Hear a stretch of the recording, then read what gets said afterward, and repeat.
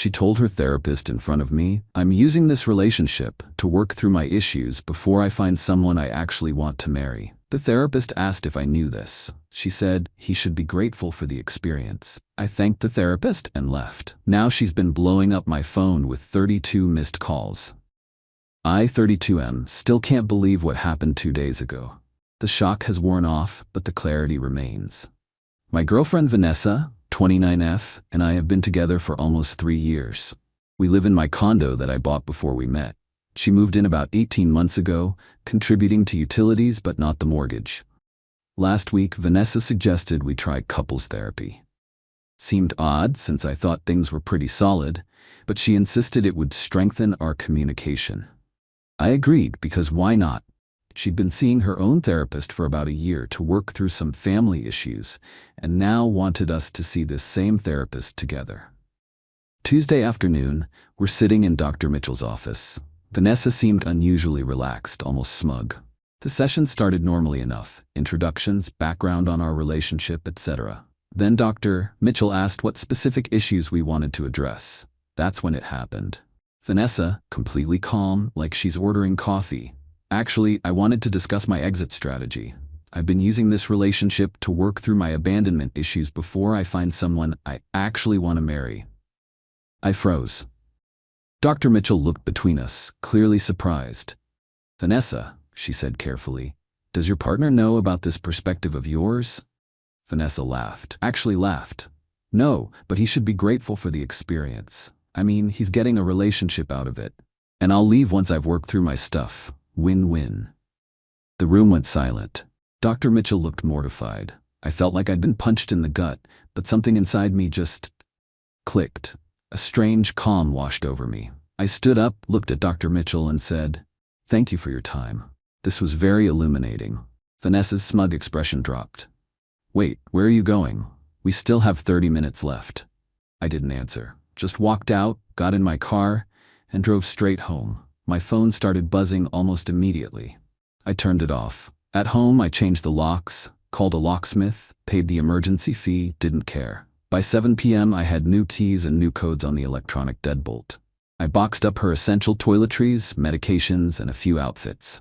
Left them with the concierge at our building with instructions to give them only to Vanessa. Then I called my lawyer friend Jake. Gave him the rundown. He came over that night, reviewed my condo paperwork, confirmed Vanessa had no legal claim to my property. She wasn't on the deed, mortgage, or any utilities. No shared accounts. "You're clean," Jake said. "She's effectively a guest who's overstayed her welcome." I finally turned my phone back on. 32 missed calls. 17 voicemails. 43 texts. The progression was fascinating. "Where are you? Why did you leave? You're being dramatic. Answer your phone. I can't believe you're acting like this. It wasn't what it sounded like. You need to come back so we can finish the session. Why aren't you answering? I'm coming home. Why can't I get in? Where are my things? You changed the locks? Are you insane? You can't just kick me out. I live there. I'm calling the police." And finally, the police say it's a civil matter. "You've made a huge mistake. My dad's a lawyer. You'll regret this." Her dad sells insurance in Connecticut. I sent one text. "Your essential items are with the concierge. You have until Friday to arrange for the removal of your remaining belongings. After that, they'll be donated. Do not contact me except to arrange pickup times." Then I blocked her number. Within an hour, her best friend Megan was calling. I answered. "What the actual hell, Mark? Vanessa is sobbing on my couch. You kicked her out with nowhere to go." Megan, she told her therapist in front of me that she's using our relationship to work through her issues before finding someone she actually wants to marry. Then said, "I should be grateful for the experience." Silence. That can't be right. Ask her. Those were her exact words. But still, her things are safely waiting for her. She can arrange to get them. I'm not destroying anything. This is so cold, Mark. It's not like you. Neither is being someone's emotional practice dummy for 3 years. I hung up. Blocked Megan too. Wednesday morning, I took the day off work. Called my landlord, explained the situation. He was surprisingly understanding, confirmed that since she wasn't on the lease, I had every right to remove her access. My doorbell rang around noon. It was Vanessa's mother, Linda. How she got past the building security, I don't know. Mark, we need to talk about this misunderstanding. There's no misunderstanding, Linda. Vanessa was very clear. She was speaking hypothetically. For the therapy exercise, you took it all wrong. Did she tell you exactly what she said? Linda hesitated. She said you overreacted to something in therapy. Ask her word for word what she said. Then decide if I overreacted. Regardless, you can't just throw her out with nothing. She has rights. She has the right to collect her belongings, which I've arranged. Legally, she has no claim to my property. This isn't about legality, it's about decency. 3 years together means something. I agree, which is why her words were so illuminating. Linda left after making more threats about lawyers and karma. I went back to making arrangements for the rest of Vanessa's stuff. By Wednesday night, Vanessa was trying a new angle. She had her younger sister call. Mark, she's a mess. She says she didn't mean it like that. The therapist misunderstood. She loves you. The therapist didn't misunderstand. I was there. People say stupid things in therapy. It's about working through complex feelings. She wasn't working through anything. She was explaining her strategy to the therapist. Endless, circular arguments. I eventually had to block her sister too. Thursday I got an email from Dr. Mitchell. It said she couldn't discuss Vanessa due to confidentiality, but wanted to express her professional concern about what transpired and offered me a free solo session if I needed to process things. I thanked her but declined. That afternoon, I got a text from an unknown number. It was Vanessa, using a friend's phone. I need more time to find a place. Let me stay until I figure things out. I'll sleep on the couch. You don't have to talk to me. I replied, no. Your belongings need to be collected by tomorrow 5 p.m. Where am I supposed to go? Not my concern anymore. You have several friends with couches. Your parents have a guest room. You're being cruel. You know my mom drives me crazy, and I can't afford my own place right now. Should have thought about that before your therapy revelation. Block that number 2. Update. 5 days later. Friday came. I took another day off work and had 2 friends come over as witnesses. Vanessa arrived with her dad, the lawyer, and a rental truck. Her eyes were puffy, but her expression was more angry than sad. Her dad immediately started, "You realize this eviction is illegal. We could sue you for..." I cut him off. "Sir, there was no eviction because there was no tenancy. Your daughter never signed a lease, never paid rent, never established legal residency. She's a guest who has been asked to leave. If you'd like to pursue legal action, feel free. My lawyer is on standby." That shut him up. The move-out went as smoothly as a deeply awkward situation can go. My friend stayed close, cataloging everything Vanessa took to make sure it was only her stuff. She tried to take a few items that were clearly mine, including an expensive sound system I'd bought years before meeting her. That was a gift, she insisted. My friend Chris pulled up a photo on his phone from 2 years ago, me with the same system in my old apartment.